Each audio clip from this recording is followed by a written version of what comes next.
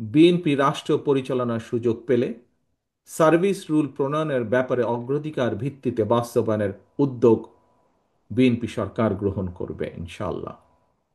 উপস্থাপিত অন্যান্য দাবিগুলো বাস্তবায়নের জন্য কার্যকর উদ্যোগ বিএনপি সরকার ইনশাআল্লাহ গ্রহণ করবে। তবে সম্মানিত উপস্থিতিবৃন্দ, প্রতিটি দাবি বাস্তবায়নের ক্ষেত্রে সংশ্লিষ্ট ব্যক্তির যোগ্যতা এবং অভিজ্ঞতা নির্ধারণ করে আপনারা নিজেদের উদ্যোগে এক বা একাধিক কমিটি গঠন করে প্রতিটি দাবির বিপরীতে সুনির্দিষ্ট সুপারিশ তৈরি যাতে করতে পারেন তার জন্য তৈরি করে যদি আমাদেরকে দেন, তার জন্য আপনাদের প্রতি বিনীত আহ্বান জানাই।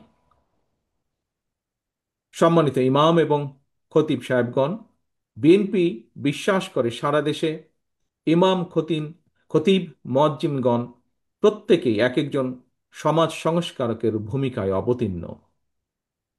নানা সীমাবদ্ধতার মধ্যেও আপনারা মানুষের নৈতিক এবং আত্মিক শুদ্ধির জন্য নিজেদের সময় ব্যয় করেছেন বা করছেন।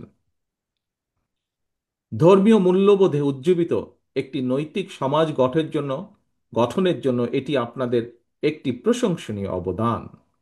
সুতরাং বিএনপি মনে করে সমাজ সংস্কারকের ভূমিকা পালনকারী ইমাম, খতিব, মুয়াজ্জিনগণ যারা আর্থিকভাবে পিছিয়ে রয়েছেন তাদেরকে অবশ্যই প্রয়োজনীয় আর্থিক সহায়তা প্রদান রাষ্ট্রের দায়িত্ব।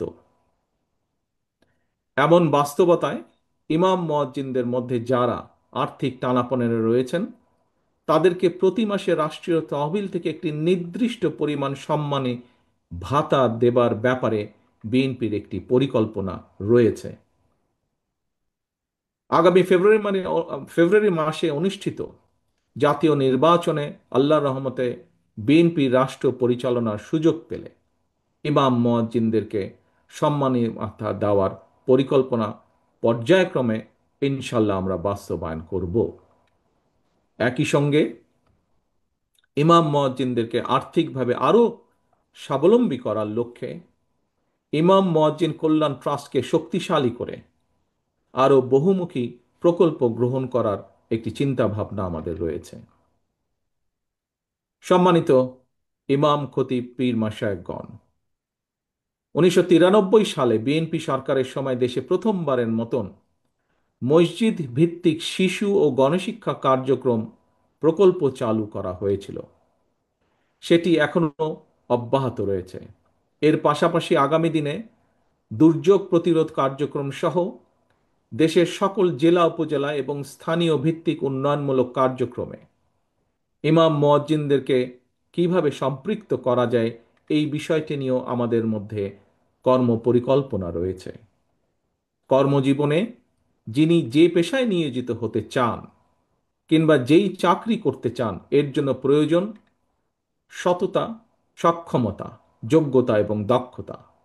দেশের লক্ষ লক্ষ মসজিদগুলোকে কেন্দ্র করে আরও কী ধরনের উদ্যোগ গ্রহণ করা যায় এ ব্যাপারে আপনাদের কাছ থেকে সুনির্দিষ্ট পরিকল্পনা এবং সুপারিশ আমরা আশা করছি। সম্মানিত ইসলামিক স্কলার্স, ইমাম, খতিব এবং ওলেমা মাশায়েখবৃন্দ, দীর্ঘ 1.5 দশকের তাবেদারি শাসন শোষণের মাধ্যমে আরও একবার প্রমাণিত হয়েছে ঈমান, ইসলাম এবং দেশের স্বাধীনতা, সার্বভৌমত্ব রক্ষা করতে হলে আমাদের ঐক্যের বিকল্প নেই। সুতরাং দেশ এবং জনগণের স্বাধীনতা সুসংহত করার জন্য আগামী জাতীয় নির্বাচন অত্যন্ত গুরুত্বপূর্ণ এবং তাৎপর্যপূর্ণ।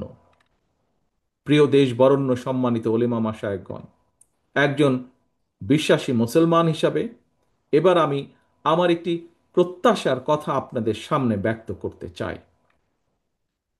এখানে উপস্থিত আমরা সবাই জানি আহলামে জালিয়াতের সময় আমাদের মহানবীকে যারা অপছন্দ করত তারাও কিন্তু মহানবী সাল্লাল্লাহু আলাইহি সাল্লামকে ন্যায়পরায়ণ হিসাবে জানত, মানত এবং বিশ্বাস করত।